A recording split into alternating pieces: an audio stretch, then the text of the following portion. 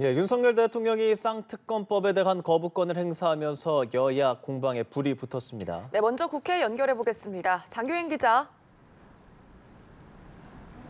네, 국회 나와 있습니다. 국민의힘은 윤석열 대통령의 쌍특검법 거부권 행사가 당연한 일이라고 했고, 민주당은 강력 반발하며 다른 야당들과 함께 규탄 대회를 열었습니다. 관련 발언 함께 듣고 오시겠습니다. 이처럼 정치적 의도가 분명하고 위헌적 요소가 많은 악법에 대해 대통령이 제2요구권을 행사하는 것은 당연한 일일 것입니다. 역대 어느 대통령도 자신이나 자신의 가족과 관련된 특검, 검찰 수사를 거부한 적은 없었습니다. 이게 첫 번째 사례입니다. 쌍특검법이 국회에서 재의결되려면 재적의원 과반수 출석과 출석의원 3분의 2 이상의 찬성이 필요한데 민주당과 정의당 등을 모두 합해도 181석이라 통과는 어렵습니다. 민주당은 본인 배우자를 수사하게 하는 법에 거부권을 행사하는 게 헌법에 부합하는지 권한쟁의 심판을 청구하는 방안을 검토 중인데 이렇게 되면 재의결 절차가 지연될 수 있습니다. 국민의힘은 대통령 거부권은 애초에 권한쟁의 심판 청구 대상이 될 수 없다며 재표결을 공천 시기로 미루는 건 여권 이탈표를 노린 검은 속셈이라고 비판했습니다.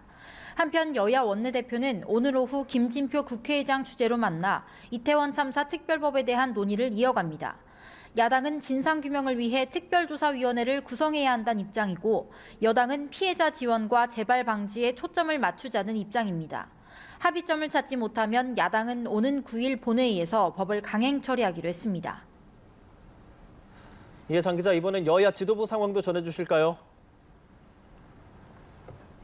네, 먼저 국민의힘 한동훈 비상대책위원장은 오늘 오후 경기도 수원을 찾아 경기도당 신년 인사회를 참석했습니다.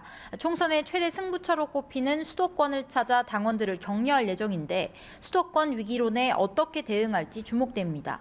한 위원장은 이에 앞서 당 사무처 시무식에 참석해 국민들이 전혀 공감하지 않는 극단적인 혐오의 언행을 하는 분은 우리 당에 있을 자리가 없을 것이라고 말했습니다.